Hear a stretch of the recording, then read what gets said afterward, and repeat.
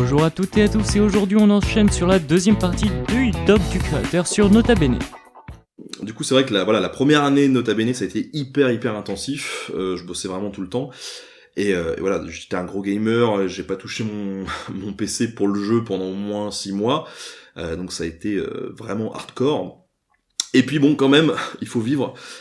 Du coup, c'est vrai que ma femme m'a quand même pas mal boosté pour que je puisse me libérer au moins 1 ou 2 soirées quand même par semaine. Du coup, voilà, maintenant je reprends quand même le temps un peu de glandouiller le soir ou d'organiser des soirées métal sur des sites avec la communauté. Mais du coup, globalement, voilà, un Nota Bene, ça me prend voilà, au moins entre 3 et 5 soirées par semaine, plus la journée. Les recherches, c'est hyper fluctuant. Il m'est presque même déjà arrivé de me baser pratiquement que sur 1 ou 2 bouquins pour un épisode. Et ça, c'est surtout sur la mythologie, en fait. Ouais. Puisque la mythologie, de toute façon, il y a quand même des variantes. Mais a priori, c'est des histoires qui sont un peu figées, même s'il y a plusieurs versions. Donc, par exemple, pour la mythologie grecque, ça m'est déjà arrivé de me caler genre sur 2 bouquins, quoi. D'accord. Après, la plupart du temps, c'est pas des bouquins. La plupart du temps, c'est des bouquins numérisés. C'est-à-dire que j'ai relativement peu le temps d'aller me déplacer en médiathèque, etc., et puis de faire mon marché. Donc c'est surtout de la recherche internet. Et là, en fait, j'ai plusieurs astuces, plusieurs sites qui reviennent quand même très régulièrement. Il y a Google Books qui numérise quand même pas mal de bouquins. On a Gallica aussi, avec non seulement des bouquins, mais aussi de l'iconographie. On a journaux aussi. Des journaux. On a Percé, spécialisé dans les livres d'histoire. Et on a un moteur de recherche que j'utilise aussi de temps en temps, qui s'appelle Google Scholar, qui est spécialisé dans la recherche de publications universitaires, de revues scientifiques, etc. Donc Google Scholar, on n'a pas tout le temps les résultats qu'on escompte, mais en tout cas quand on a des pistes, c'est souvent des pistes assez sérieuses, qui ont été relues, déjà vérifiées par des personnes qui ont un peu pignon sur rue. Donc voilà, c'est quand même hyper intéressant de pouvoir s'appuyer là-dessus. Je l'ai jamais caché non plus pour défricher le boulot, j'utilise quand même Wikipédia, que je trouve juste mortel, quoi. Wikipédia, c'est juste génial, et il faut juste savoir l'utiliser et prendre beaucoup de recul quand même avec ce qu'on lit, c'est-à-dire qu'on peut dégager pas mal de contexte, il peut y avoir même des infos très précises qui sont dedans, mais tout dépend de l'article, tout dépend s'il est beaucoup consulté ou pas, si c'est un sujet qui est sujet à controverse ou pas. Et tout ça, on peut le voir dans les discussions en fait des articles, que les gens ont pas souvent le réflexe d'aller voir les discussions autour de l'article, alors qu'en haut il y a un onglet discussion. Et là, on se rend tout de suite compte de toutes les controverses qu'il peut y avoir autour d'un article, et ça donne des pistes, surtout sur ce qu'il faut pas mettre ou pas. Puis bien sûr, dans Wikipédia, ce qui peut être intéressant aussi, c'est d'aller voir les sources. Alors malheureusement, les sources, il y en a souvent la moitié qui sont périmées ou qui renvoient vers le blog de Michel, donc c'est pas voilà. Mais il peut arriver qu'il y ait qu'il y a quand même des bonnes sources qui sont citées, et du coup ça permet d'aller, s'il n'y a pas le lien directement, si au moins le titre de l'œuvre, d'aller googler le titre de l'œuvre, et puis éventuellement de retrouver une version numérique ou un extrait de l'œuvre. Donc ça, j'utilise pas mal aussi, quoi. D'accord. Ça m'est déjà arrivé aussi d'aller recouper quelques infos en allant acheter un magazine tout simplement d'histoire au bureau de presse, et de me dire tiens, ça c'est vachement bien, il y a un petit encart là-dessus, ça me dit bien, donc je vais voir ce que je peux trouver, et puis du coup je pars de ce petit article qui fait un paragraphe, et puis je vais faire mes recherches pour en faire plusieurs pages, quoi. Ça marche. Du coup, t'as quel magazine à nous proposer pour l'histoire ? C'est très aléatoire. C'est très aléatoire en fonction des magazines. Je sais que j'avais déjà acheté Historia, je crois. Est-ce que j'en ai par là-bas, je ne sais plus. Alors à un moment donné, j'avais commencé à acheter aussi des vieilles revues. De vieux trucs genre Historama. C'est des trucs qui datent des années 70-80. J'avais été sur le Oui, Bon Coin. c'est vieux, ça. J'avais été sur le Bon Coin. Voilà, tout est en francs, 40 francs seulement. C'était incroyable. Et j'avais été sur le Bon Coin et puis j'avais acheté des tas de revues comme ça en fait, juste pour m'inspirer, trouver des sujets, voir des petits trucs. Alors même si des fois on peut remettre un peu en question aussi l'objectivité de certains magazines et, Ouais, surtout ou au la niveau du pertinence. contexte historique aussi. Voilà, ça peut être intéressant. Donc je vais un peu à la pêche comme ça de temps en temps. J'ai pas un magazine spécial et disons que je prends aussi pas mal de recul puisque par exemple dernièrement j'avais vu un article assez intéressant sur un magazine papier et 2 semaines plus tard le même magazine online je vais voir et je tombe sur un article où il y avait des trucs faux dedans quoi. Donc voilà, faut faire la part des choses et prendre du recul aussi avec les publications comme ça. Qu'est-ce que j'ai vu aussi comme magazine? Moi, c'était un magazine, je crois que c'était le Dessous de l'histoire, c'était une espèce de télé-réalité de l'histoire, c'était n'importe quoi, Je sais que Stéphane Bern a un magazine. Oui, mais je crois pas que ce soit ça. Je suis pas sûr à 100%, mais enfin, ça racontait vraiment les travers et les penchants des rois, ou ça racontait que ça, en fait. Ça ressemble à Stéphane Bern. Ça ressemble à du Stéphane Bern tout craché. Oui, c'est vrai, mais...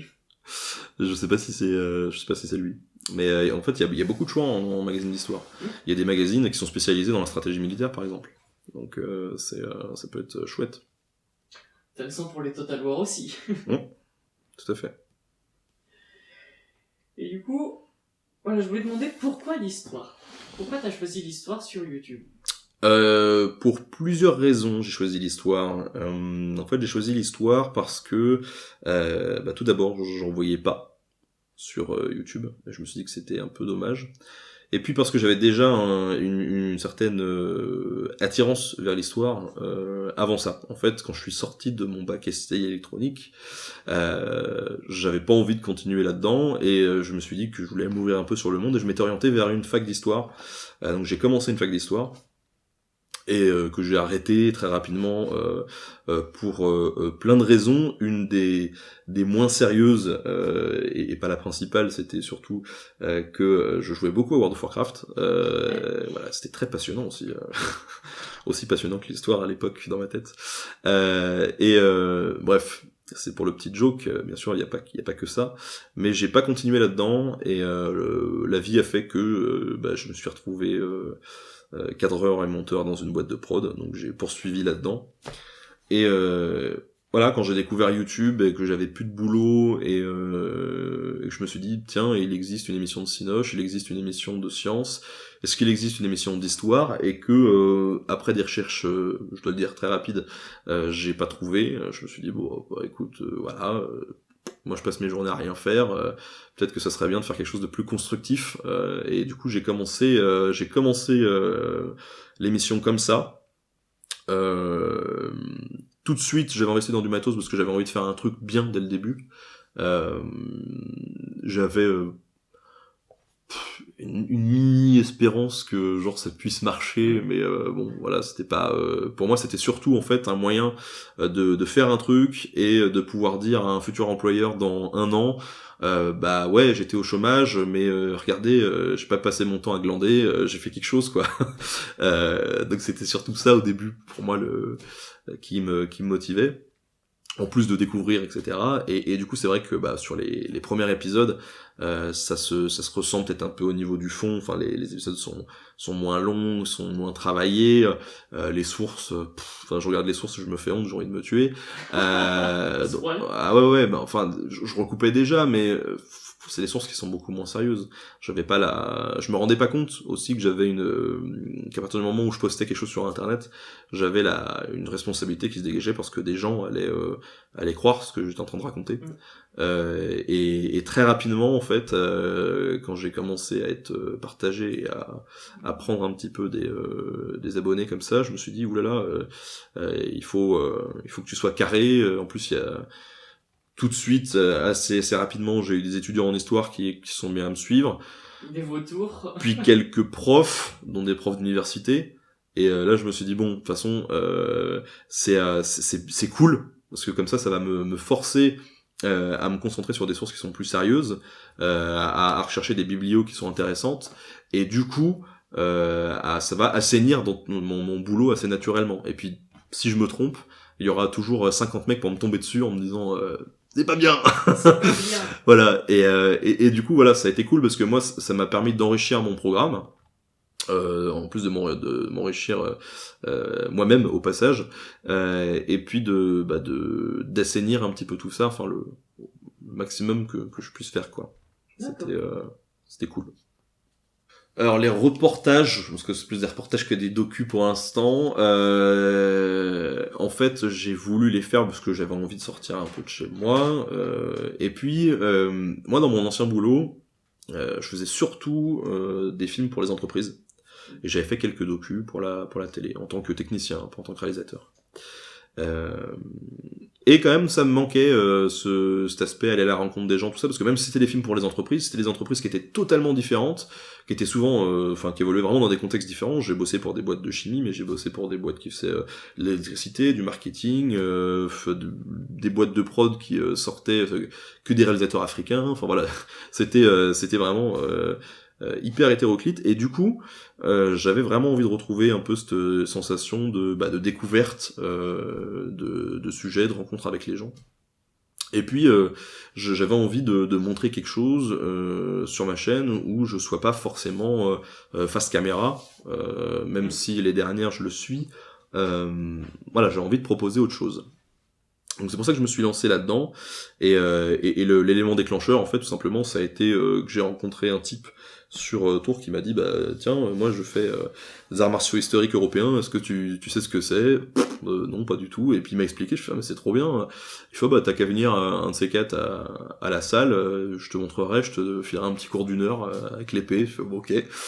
Du coup j'y étais, j'ai vu le truc, je trouve ça super sympa. Et je me suis dit mais voilà, il faut faire un reportage là-dessus, il faut que les gens ils sachent que ça existe, parce qu'en France il y avait que 1000 pratiquants, et je trouvais ça quand même hyper fun. Et lui en fait surtout on venait de créer son asso, et du coup il avait pas encore beaucoup de membres, mais il m'a dit voilà je connais quelqu'un à l'asso AMHE, donc Arts Martiaux Historiques Européens du Maine, donc c'est vers le Mans, et là ils font des trucs pas mal, et bientôt il y a un week-end spécial où ils vont faire du viking pendant tout le week-end. Et du coup j'ai dit go quoi, je viens, je prends ma cam, et puis on verra ce que ça donne.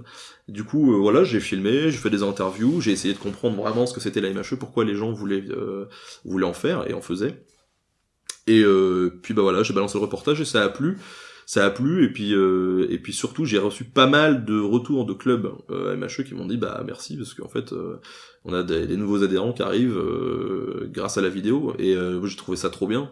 Donc c'est pour ça qu'après j'ai continué sur un autre sport de combat qui était le Béour, qui est un peu plus cher.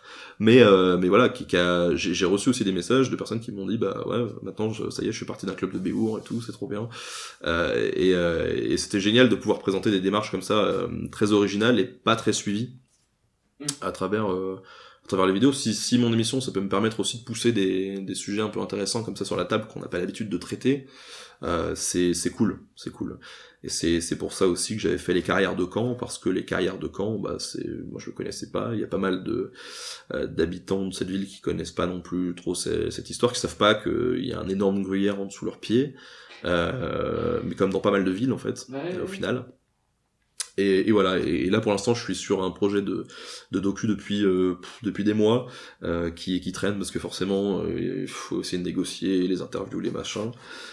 Donc ça a un peu avancé, pour l'instant je dois avoir 5-6 interviews, il m'en faudrait au moins le double, donc je sais pas sur combien de temps ça va s'étaler, mais je bosse encore dessus. Là j'ai un tournage la semaine prochaine dessus, donc voilà, un projet de longue haleine où j'essaye de faire mon petit truc de mon côté, mais c'est vrai qu'un docu c'est toujours énormément de boulot. De travail de préparation, Ouais. Même de scénario, parce qu'il peut être très bien aussi scénarisé le documentaire. Alors ça sera pas le cas, je vais pas là c'est un peu, je le conçois un peu comme un reportage, c'est-à-dire que pour l'instant je vais à la pêche aux infos, et une fois que j'aurai absolument tout ce que je veux, je verrai comment articuler, et je ferai l'écriture autour. C'est-à-dire qu'en général je me dis voilà, j'ai un sujet en tête, j'ai envie que ça parle de ça, je vais faire mes prises, mes interviews. Après, je peux construire au montage des petites pastilles en me disant, bah tiens, j'ai 3 minutes, ça parle de ça, j'ai 5 minutes, ça parle de ça, j'ai 10 minutes de ça. Comment est-ce que je vais les articuler? Et c'est là, après, que j'écris, en fait, autour de ces pastilles-là pour essayer de les lier et de faire mon histoire. En fait. D'accord. Et du coup, est-ce que tu as des futurs projets? Oui, des projets, il y en a plein. Il y en a plein, là jusqu'en 2017. Bah déjà, l'écriture de mon bouquin, qui est un gros morceau. Puisque j'ai décidé de limiter, de pas trop aller pomper sur mes scripts, parce que j'ai envie de proposer vraiment quelque chose d'original, quelque chose de différent. J'ai envie que ça soit un peu un minimum travaillé d'un point de vue du style de l'écriture aussi, parce que j'ai pas envie que le lecteur ait l'impression de lire un script bête et méchant de Nota Bene. J'ai envie que ce soit un vrai bouquin. Donc j'ai à peu près entre 70 et 80% du bouquin, ça sera des contenus totalement originaux. Et pour les 20% qui restent, en fait, ça sera des trucs dont j'ai déjà parlé dans Nota Bene, mais que je vais enrichir dans le bouquin. Pour qu'on comprenne un petit peu mieux les situations.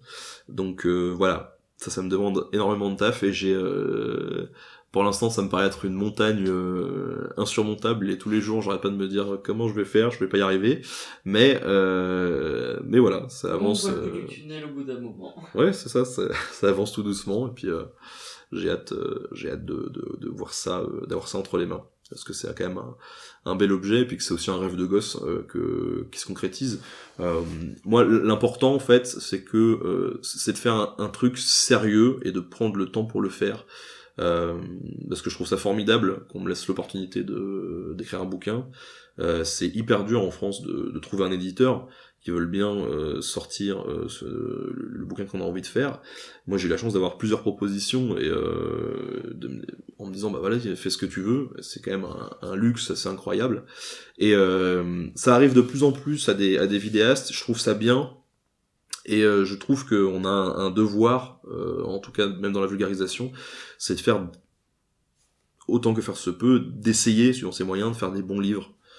Parce que ça prouvera aussi aux autres médias et au reste du monde que ouais, on peut aussi écrire, on peut faire des choses bien, on n'est pas que ces mecs dans leur salon, et ça pourra que renforcer le statut justement de ces vidéastes qui se battent un peu tous les jours pour essayer de faire des choses intelligentes sur le web. Et ça serait bête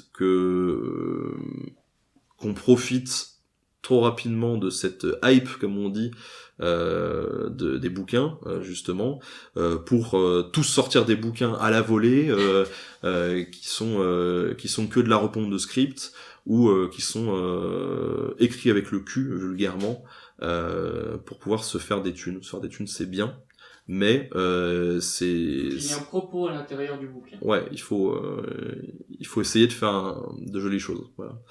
Donc c'est ce que je vais essayer de faire, on verra si j'y arrive. Alors, le jeu vidéo et l'histoire, c'est un truc hyper intéressant aussi. Pour l'instant, pas sur la chaîne principale. J'en ai fait sur ma chaîne secondaire. En fait, j'ai une chaîne secondaire qui s'appelle Nota Bonus. Voilà. Nota Bonus. C'est de toute beauté comme... J'avais joué à Chivalry, il me semble. Ouais, c'est ça. En fait, le truc, c'est que sur Nota Bene, j'ai quand même envie de conseiller, de garder une certaine qualité de réalisation, etc. Et du coup, les trucs un peu moins travaillés, je vais les mettre sur la chaîne bonus. Et là, on avait fait une émission, j'espère pouvoir en refaire d'autres quand j'aurai un peu le temps, où on jouait au jeu Chivalry Medieval Warfare, qui est un jeu de chevalier à la première personne, assez bourrin, où le principe est de décapiter ses camarades. Et j'avais invité deux potes, Linguisticae, donc qui fait la linguistique, et Tambor qui fait histoire archéologie. Et on avait joué tous les trois à Chivalry, on l'avait découpé en plusieurs épisodes, et le but du jeu c'était d'essayer de jouer en parlant du jeu, mais surtout de l'histoire autour du jeu. Donc on avait fait un épisode sur les armes de Chivalry, et donc les armes au Moyen-Âge. Typiquement on dégainait l'épée et puis on disait bon bah ça c'est vachement bien, on va aller trancher des mecs avec, mais l'épée ça servait à quoi, comment est-ce qu'on l'utilisait, comment est-ce que c'était fait, qui avait accès qui pouvait se payer une épée à l'époque, voilà, comment on la fabriquait, et c'était quoi la symbolique autour de l'épée, voilà. Et la même chose, on faisait la même chose avec les arbalètes, où on racontait des petites anecdotes, notamment le fait que pendant un moment ça a été totalement interdit par le pape, puisque c'était totalement déloyal comme arme, puisqu'on flinguait d'assez loin des chevaliers quand même qui avaient une certaine prestance et étiquette, et puis c'est quand même ça prend un peu de temps de former ces chevaliers, donc se les faire dessouder comme ça par un pauvre paysan derrière un muret, c'est quand même pas cool. Donc Donc on avait parlé de ça, on avait pu parler de l'architecture au Moyen-Âge en étudiant justement un peu dans le jeu l'architecture du jeu, en se disant bon, est-ce que c'est réaliste ou pas, ils se sont inspirés de quoi, voilà. On avait étudié un peu l'héraldique aussi, toute la science des blasons, comment est-ce qu'on fait pour construire un blason, quelle est la signification de tel ou tel blason, etc. Et on avait parlé aussi armes de siège. Parce que dans chevalerie il y a quelques armes de siège, donc voilà, c'était intéressant. C'est vrai que c'est un format un peu brouillon parce que du coup rien n'est préparé, on y va en freestyle, à la rigueur on s'est préparé un petit pavé avant avec les infos qu'il faut absolument qu'on dise chacun de notre côté, mais c'est quand même du gros freestyle, et du coup on joue n'importe comment parce que c'est hyper dur de jouer convenablement en réfléchissant à ce qu'on va dire sur des sujets un peu pointus, donc c'était très drôle à faire. Et voilà, cette fois-ci avec Nota Bene, c'est fini, mais ne vous inquiétez pas, les autres projets arrivent très bientôt.